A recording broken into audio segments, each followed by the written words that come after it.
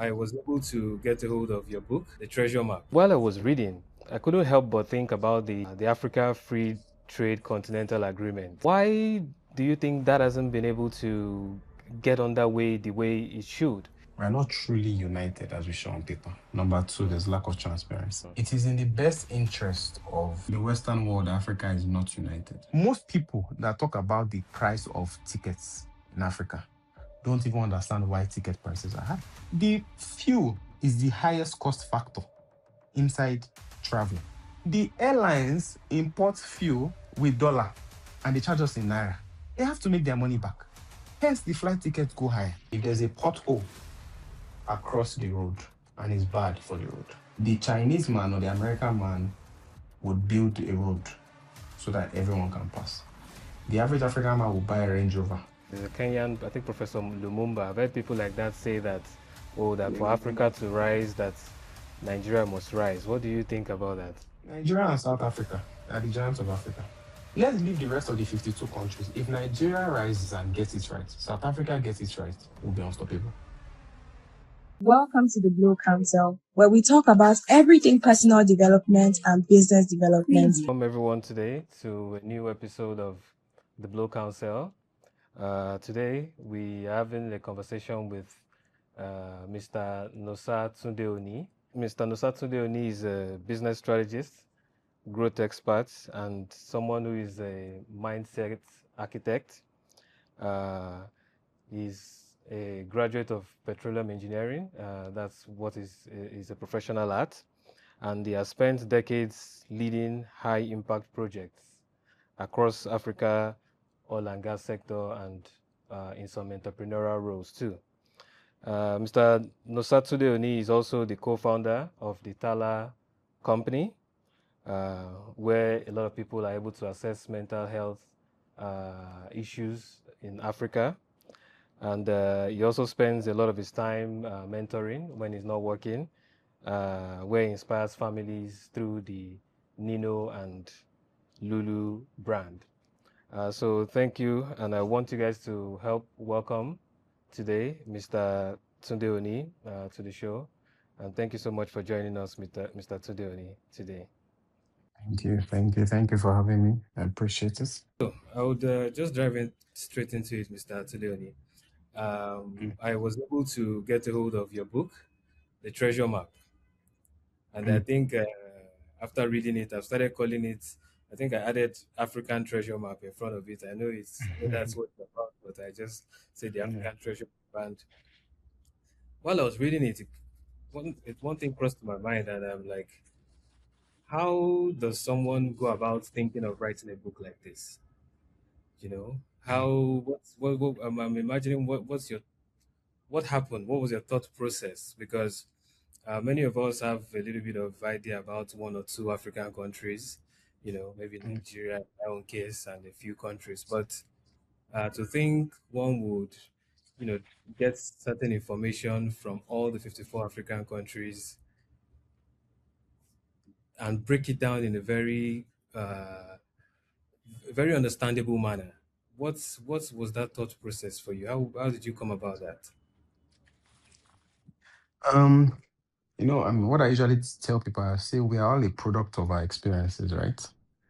If you had told me maybe 10 years ago that I would have done something like this, I would never have believed, right? Because you spoke right. You said I'm a petroleum engineer by profession. My goal was to just work in the oil and gas sector, maybe Shell, Chevron, and just get transferred to maybe Houston or The Hague and just retire, right? And all that. But as a result of my oil and gas journey, I've been privileged to work in at least, or to visit and work in at least 8 African countries, right? So over my journey, started in Nigeria, I've gone to Accra, Cote d'Ivoire, Guinea Conakry, Senegal, Tanzania, Kenya, and a couple more. And I realized that there was a fundamental problem we had in Africa, right? And I've also been privileged to travel abroad, right? The US, the UK, and some of the other Western countries. And I could see that there was a strong will I say, amount of poverty that I saw across African nations. There were some places that were good, but there were some other places that were not good, right? And then I said, okay, you know what? Let me even try and do some research to understand why it's different in Africa, right? This is post-colonialism. We're no longer slaves, right? Why is it that even after the colonial masters left us, we've not been able to move forward? And then I now eventually realized that it had to do with our mindset, right? The major problem we have in Africa is not lack of resources, but a mindset, right? And they have also programmed us to look to them for help, to look to them for resources, to look to them for development. Hence, no matter how much we preach and pray, Africa would never get developed with that kind of mindset. And then I realized that there were a lot of opportunities in Africa, but we don't know about it, right? There are a lot of, I did a study on just Dangote, and I'm like, this man has made all his money from Africa, right? A lot of the billionaires we have, they don't have 2 heads, they've made money from Africa. And I saw that the countries are also saying, oh, guys, come back home, come back home, come back home. But nobody knows what is back home, what opportunities are back home, right? And I think I had come into my first time in East Africa was maybe 2 years ago. And I came to East Africa, I was like, wow, there are a lot of opportunities here in this sector, in that sector, in this sector, in that sector. I know that not only me can tap into it. So I'm thinking that if you want Africans to invest in Africa, Africans need to know more about Africa. Hence the idea of the book, right? Normally, Africans don't like to read. That's why the book is not voluminous, right? Something that is easy on the eyes, easy to digest. Hence the book that was written. So I was like, okay, you know what? Let me even do some research on the African countries and see that, first of all, we're the most resource-rich continent in the world. But most people don't know that. In terms of population, we're number 1. In terms of people, number 1. In terms of resources, number 1. Right? But in terms of production, we are last. We are consumers. So if we say that our African brothers and sisters should invest in Africa, let's give them a roadmap towards where the opportunities are. Hence the name Treasure Map, which is, we say Africa has treasure. How about I just be one of the people that adds my own thought process towards leading us towards that treasure, because it cannot be only me, right? So if you open the book and you look at the book, it will show you, okay, if you're even going to another African country, and one thing I learned from traveling to African countries is that we all have different cultures. There are Anglophone countries, there are Francophone countries. There are countries that were colonized by the South American culture. So they speak Spanish or Brazilian. Some speak French. Some speak English. And due to that, the cultures are different. So coming to Rwanda, for example, now, I stay in Rwanda. The first language is their local language. The second language is French. English is third. You wouldn't know that if you don't come here. Right? In Ghana, it's English. In Kenya, it's English. In Cote d'Ivoire, it's French. Those cultures have influenced them. So the book basically was meant to expose Africa to Africans and say, okay, if you go to this country, first of all, they were colonized by this particular country. So this is the particular way they think and this is what they speak. Number 2, this is what happened that when they got their independence. Number 3, this is the amount of resources they have inside. Number 4, this is how the government is there. So if you want to invest, this one might be a long game for you. This one might be a shorter game. However, there's opportunity. So if you are looking to Africa, you can have a book that has 54 countries that you can explore. That's one part of it. Number 2, I think it was not, which president was it that brought history back into our curriculum in Nigeria? There's a particular president that took history out. So we are teaching history, even if you go and look at channels now. Channels is showing what's happening in the US. What's happening in Nigeria, they're not showing it. So the teenagers and the Gen Zs have more information about Western countries than they do about Africa. Their own countries. So exactly. So my face was, even if this book can be something that schools can even add to their curriculum and say, see, we do a lot of geography, but the geography we do is about Western countries. We have 7, how many oceans do we have? We have how many continents? It's peripheral stuff. But if you listen to history courses in the US, They will tell you about Benjamin Franklin, about Abraham Lincoln, about the Declaration of Independence. They tell you about all the wars. You know everything about America, right? But no country in Africa is doing that about their own continent. That was basically why the book was born, to at least reorient people so that, and that's why there was an e-copy and even a physical copy, because I know that people might want to move on the go. So if somebody's saying that, Angola, what's the currency there, or what do they speak, you can easily just scroll through and say, okay, this is what they speak, this is the currency, these are the resources they have, right? So it's like a pocket map that way you're going. Like if you are traveling for an exploration, you have all those maps that you follow and you can say, okay, this is where the treasure is. That was the idea behind the book. So yeah. Wow. Mr. Tunde-Oni, thank you. Thank you so much. One of the things I picked from your response was that you wanted that mindset to change. And I think I felt the same while reading the book, because what I realized was that, okay, even there are some areas in Africa that I don't know much about. But reading the treasure map now gives me an idea that, okay, so this is actually going on here. And more importantly, I also wanted to mention the proverbs that you added on each country. And I think there was one particular one, I think it was Malawi, that struck me. Something about a child who is not embraced by the village will burn it down to feel its warmth. And I thought that was pretty much interesting. So thank you so much for writing this book. And please, anybody who's seen the treasure map should please go get it. It's very, very important. Also, while I was reading, I couldn't help but think about the Africa Free Trade Continental Agreement. You know that is supposedly supposed to help African nations trade properly with each other and basically exchange and become closer. What's your take on it? And I'm speaking more from, because I would assume you are pro that happening, but why do you think that hasn't been able to get underway the way it should?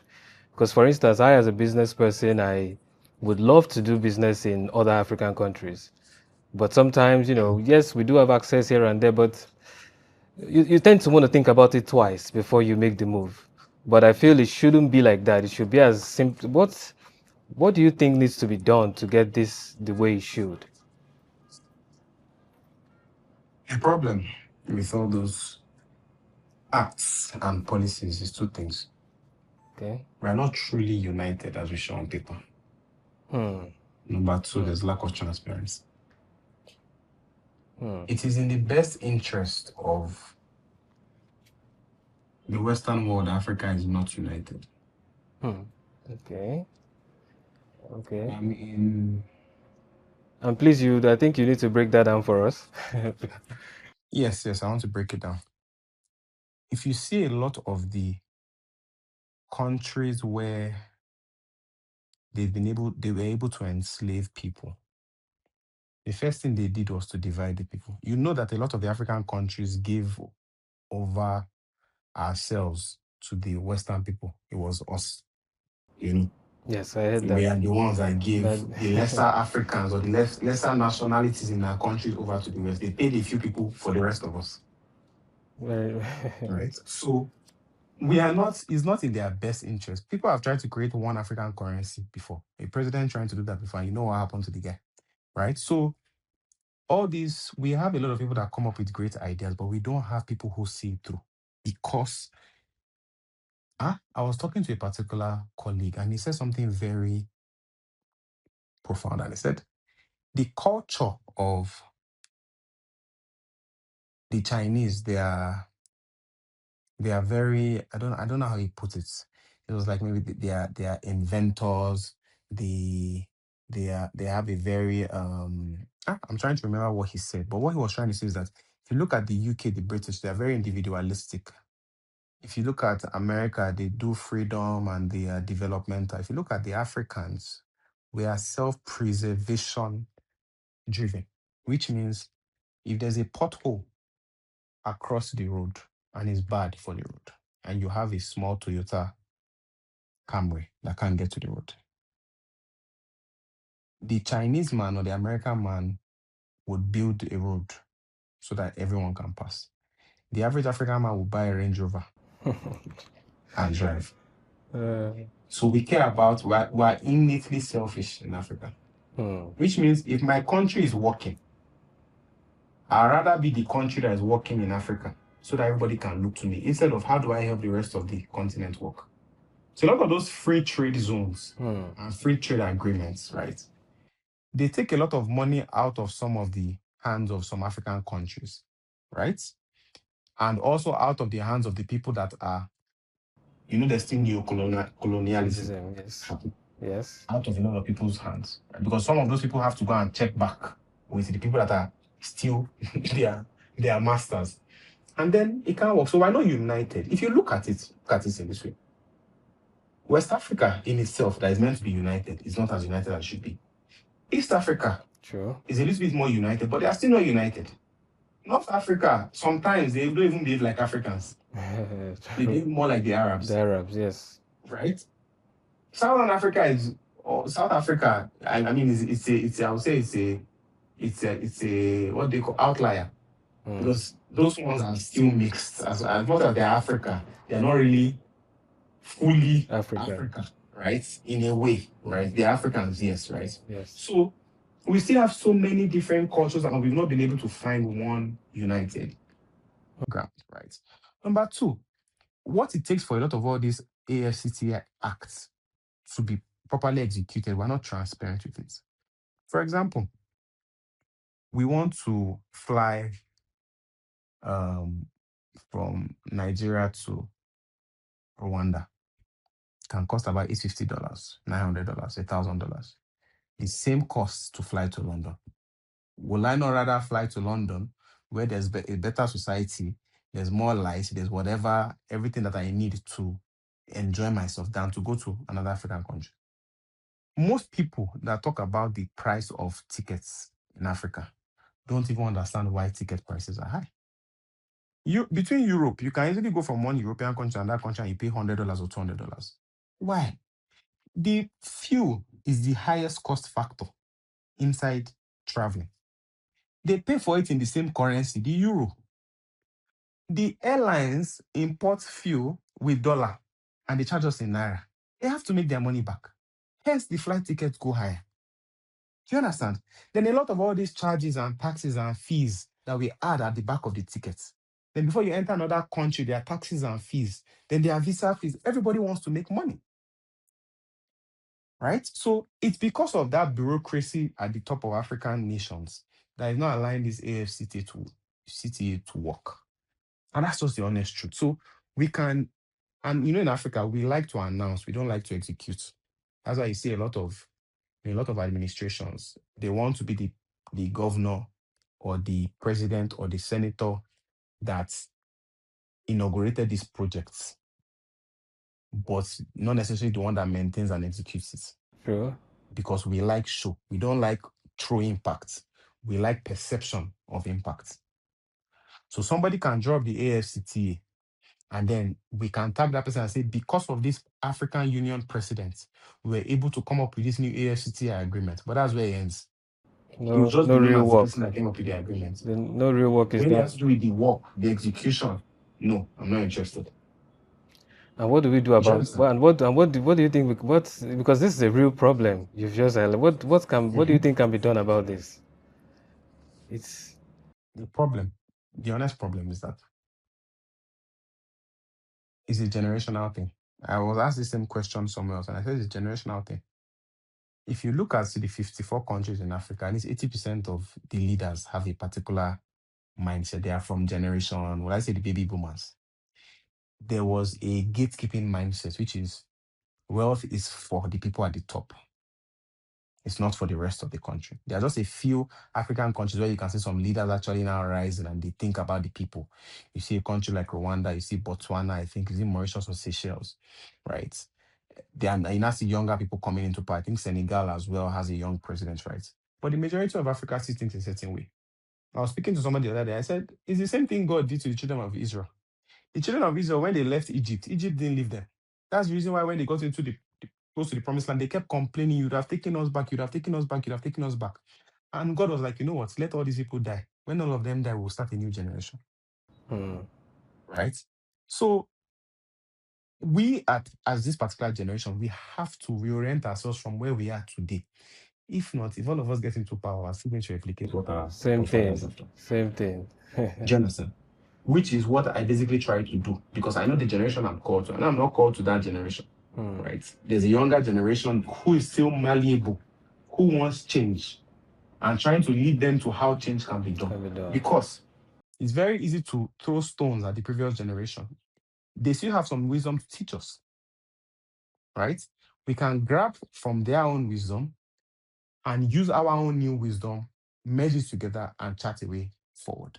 But it's a long game, and it needs collectivism.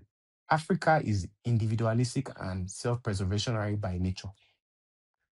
We need a collective. I was telling someone the other day, unfortunately, we are the country that likes protest the most, but we have no direction. One of the most powerful things is a planned protest. Martin Luther King had protest with direction. There was a leader, and there was a goal towards the protest. Right? Yes. We just protest because Africans just like to be outside. People even they start dancing. Let's just go. Let's just join. Exactly. So our protests never yield anything. Absolutely. So we are not united. We're not collective. Everybody is going there for their own vibes. Don't put on social media that I'm out there. So we are not, even us as the youth, we're not united. I've had a lot of conversations. I said, okay, there was a particular project I wanted to do, and I was like, I spoke to a couple of people that I thought that, okay, they're in my field, let's do this thing together. Guess what? It couldn't work because everybody wanted their name to be the one that is surviving. I said, it doesn't matter whose name. It doesn't matter. If the goal is for us to change this particular thing that we're trying to change, it doesn't matter whose name is there. I don't care if my name is there, but everybody wanted to be the alpha, the voice behind it. So there's a proper problem we have with our ego in Africa, that if it's not attached to me, that problem cannot be fixed. Where a governor can fix something, but because they know that they are outgoing, they won't fix it because it's not going to be attached to their name if the incoming governor fixes it. Do you understand? That's how bad it is. But a president knows that they can fix something before they leave, but he says it's the next president's job to fix it. Me, I've done my own 4 years or 8 years, let me go. That's how, and we Nigerians are like our leaders. We like to separate ourselves and say we're not like our leaders. After all, the followers, the leader comes from the followers. No, you go ahead. I was just saying after all, the leaders come out of the followers. So but go ahead, please. They come out of the followers now. Exactly. So we need to look within. You know, one problem we have in Africa is we always like to push blame outwards, never take. If you ask every Nigerian today or every African, see, what is your own contribution to why Africa is the way it is? You can never hear anything. It's our leaders. It's our leaders. It's our leaders. It's our leaders. Poverty, this and that. But in our own way, we like that there's poverty. We like that there's chaos. We like that there's lack of law. A lot of us take advantage of it. Yes. Do you understand? So we need to first of all look inward as a continent. We need to first of all even shut all the doors to outside and focus inside first before we can move forward. And it's a long-term game. How many African countries have a national vision? I can give you countries that because of the national vision they had, that's where they are. Go and look at El Salvador. Go and look at what the president of El Salvador is doing currently. Where they were before, they were the mother capital of the world. Now they are the second or the safest country in Central America, just because of one president. Go and look at Dubai.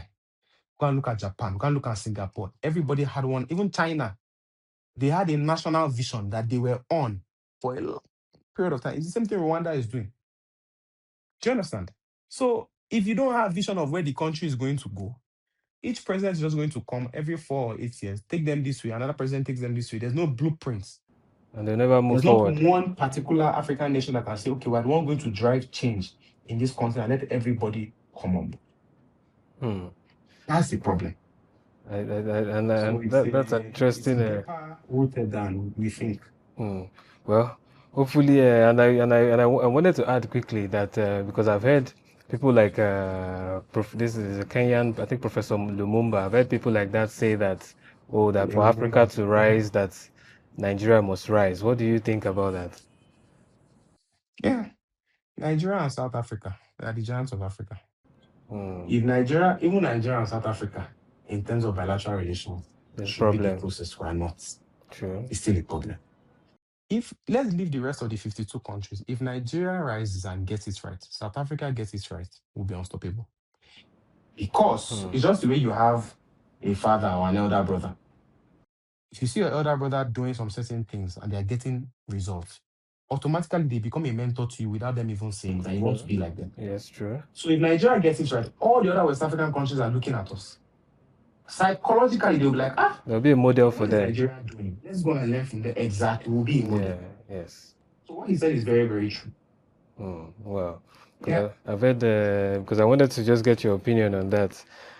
Well, it's and I think many of what you have even talked about, leads a lot towards the political leadership, because I feel like that's kind of like the angle you're coming from, the political will, because it's those that are empowered that have to, even as much as the followers have to find a way to change. I think the change can happen both ways too, in terms of political leadership. Yeah. And this is out of what what do you think about anointing a successor in political leadership? Maybe when somebody does their 8 years, they should try to have a successor that will continue. What do you think about that type of approach to solving this type of political leadership issue? Me, I'm not a I'm not a political commentator, right? But I think that, look, and it can be very controversial, but I don't think there's one style of leadership for a country. Right? A lot of people say democracy is the best. I don't necessarily think so in some certain countries. Right? It depends on the context of the country. For example, in Dubai, they had one supreme leader. Sure, that's very In Singapore, same thing. In Rwanda, they've had one leader for a long time. Right? In some countries, it's better that one person is in power for a long period of time so that he can establish principles. In some other countries, it might be better that democracy can work. In some other countries, monarchical structure is the best. Right? In Nigeria, however, because Nigeria doesn't speak one language and Nigeria is not united, anointing a political successor is not the best approach, right? Because the people want a leader that represents the whole of Nigeria. How many ethnic groups do we have in Nigeria? Right. so many. We know, not to mention any location in Nigeria, but we know that if you cut Nigeria into two, we are very, very different. Very, very different. It's just that they joined us together. True. Do you understand? So, depending on the context that we are in, I think that would determine the kind of leadership style. But because of the structure of Nigeria, since we're talking about Nigeria, I don't think anointing a political successor is the best approach. And if Nigeria just wants, I was going to ask, what if and if that would guarantee us moving forward, you don't think maybe we should think of something like that? If it guarantees us moving forward, I'm for forward movement. But how do we guarantee that it moves us forward if all we've seen in the past has not been moving forward? That's the thing. Nigerians have seen so much promise and fail. As you cannot come and tell us and say, don't worry, this time will be better. How? We need results. True. Do you understand? It's when you've shown results, then we can trust your judgment to select a successor for us. Do you understand? That's true. So I think it's just the psychological thing. Nigerians have been abused so badly by political leaders that it's very difficult to trust anyone today that comes and says, "Oh, I'm the hope for tomorrow," or "I'm the next," and so and so. It's not. I agree with you. So, what and as we push the conversation further to a close, and I know you're not a political strategist or commentator like you said, but in terms of Nigeria, where we are now, what would be your take in terms of maybe the past maybe almost 3 years of the new administration, all of these economic policies, do you think the direction is looking feasible? What would be your take on the current status of Nigeria currently in terms of outlook? So, in terms of outlook, one thing Nigerians have is always hope. The outlook always looks better, right, for the future.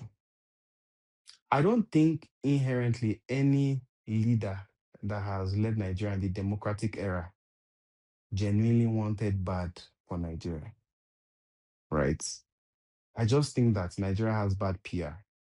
I was listening to a particular influencer the other day, and they were talking about some policies of this new administration and how they can help investors. And to God who made me, I had no idea about that policy because there was no proper PR about it.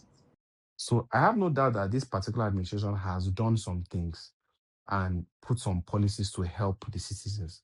But none of the citizens don't know. True, very true. Right? So I can't say yes or no because, like I said, I don't comment on politics per se because it's not my field, right? I'm not, I don't care whatever party enters. I just want progress, right? And for us to progress, our political leaders have to be aware that they don't know it all. That's the problem I have. Everybody thinks that they are the savior to Nigeria, right? Absolutely. But we first have to understand that we don't know it all. Get a team around you that knows something and build a strong team that can help move the country forward. That's all I'm here for. So whether it's SSS, PPP, KKK that Whatever it entered is. into office, right? Yeah. If you build a strong enough team and you have the united approval of all the citizens, the citizens will help a government that wants to help the citizens. That's just the truth. True. We just always talk and say, oh, Nigeria, we always fight, we're very malicious. No, it's just that we've been lied to all this while. Because it's not only a leader that keeps a country moving forward. The citizens join, the religious leaders join, the business owners join. It has to be a joint effort. I Right. agree. So administration-wise, this administration, I think they've done the best that they know how to do. Right. But I also think that they can do better about feeling the pulse of the average Nigerian. Because the average Nigerian is suffering. And sometimes it doesn't look like it looks like there's a disconnect between what the guys at the top are seeing and what the guys at the bottom level are I'm feeling. feeling. Right? Empathy is something that I think that we can do better at, right? As Nigerians. That's what I would say concerning this administration. Thank you so much. I know you didn't want to go too much into detail of, but thank you for at least, because I think, at least personally from hearing you, I know you've made some very important points. I wish, we can only wish that everybody would think in that direction and manner. And I think the type of progress we're expecting would even come quicker than we think. In my opinion. So, but I know because of our time, I would have loved to. I know the conversation is can always lead to so many things.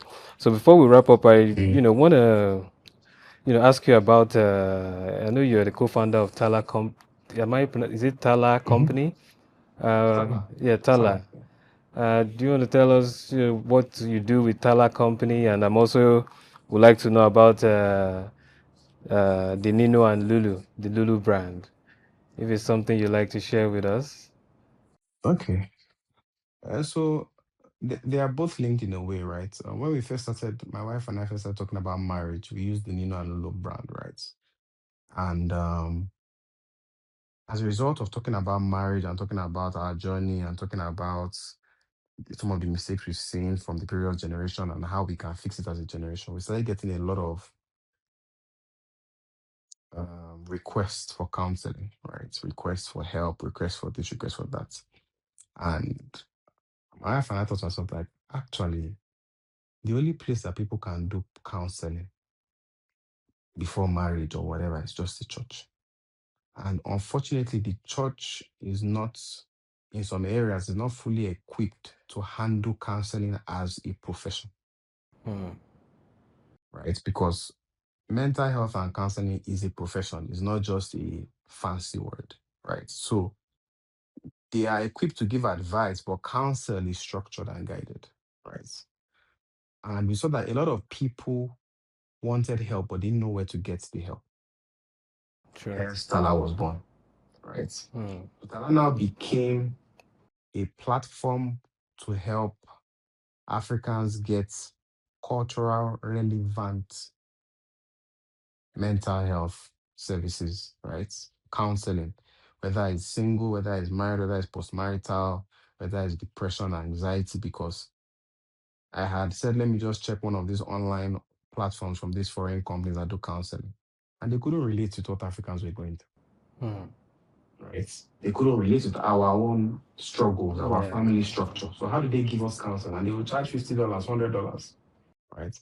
And I said that the African, whether or not you are abroad or here, if you're an African, you have one mental health problem or the other. Somehow Africa has taken its number on you. Yes. Even if you choose to Without identify even us, knowing. because we've been traumatized, exactly. Right. And if we can heal the mind of Africans and the heart of Africans, we can help our productivity. Very true. Very So true. our goal was to create a platform where we can give cultural specific mental health that even people that are of the faith are not of the faith can get help. Because our goal is Africans. It's not just Christian Africans, it's the whole of Africa. Right. And the platform was born. Right. So my wife is a certified counselor and mental health professional. What I contribute to the company is in terms of strategy and business growth. So understanding the sector, understanding the market, and understanding what kind of help that we need to add to the services. So that's how the company was born. And ever since we started, it's been doing really great. In fact, I think we just completed our 700th session, just in 1 year. Wow. So we got a lot of people that said, "Oh my goodness, we've been looking for you. We've been looking to," and a place where nobody's going to judge, where nobody's going to come and say, "Oh, this girl had a bad past," and then when you're telling us about your bad past, our faces are changing, right? And one thing that helped us be able to resonate is because I have also had my scary past, right? So I can resonate when somebody's coming to tell me about things that they are going through. Do you understand? So that's what we brought to the table: empathy. We brought cultural understanding, and we made it affordable so that you don't have to break the bank to get mental health help. So if you check, we are actually one of the most affordable mental health services in Africa. And we made it that way on purpose. So that if we can bridge the gap towards accessing mental health services, then people would want to access it. That's so interesting. It's one of the key things I picked from our conversation, like I said earlier, is you wanting to change that mindset. It's, and I think it still boils down into what you do, even with your business with your wife. And well, I'm going to, on behalf of all the sessions you've had, I'm going to thank you for them. Thank you for dedicating your time and helping people. So I know we can continue to talk for long, but I really, really hope we can still have this conversation some more because, to say the least, I've enjoyed the conversation with you.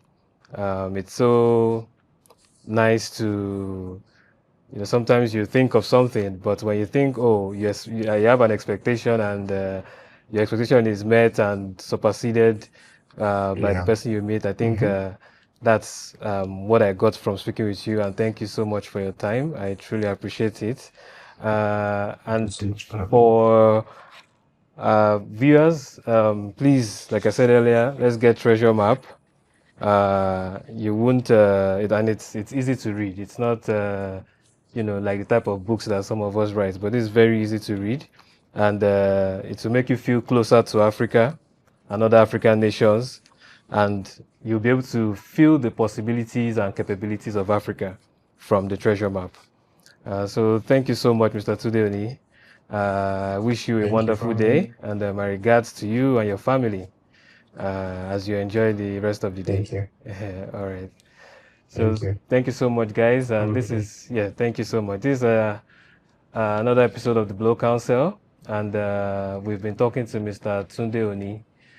It's been a very, very interesting, inspiring conversation. And I'm not saying that for the fancy of it. I'm saying that because that's what it is. I think many of us, doesn't matter what level you are, whether you are a leader, whether you are a student, whether you are aspiring to be something, this type of conversations are the type of conversations we need to keep having. And thank you so much once again, Mr. Tunde-Oni.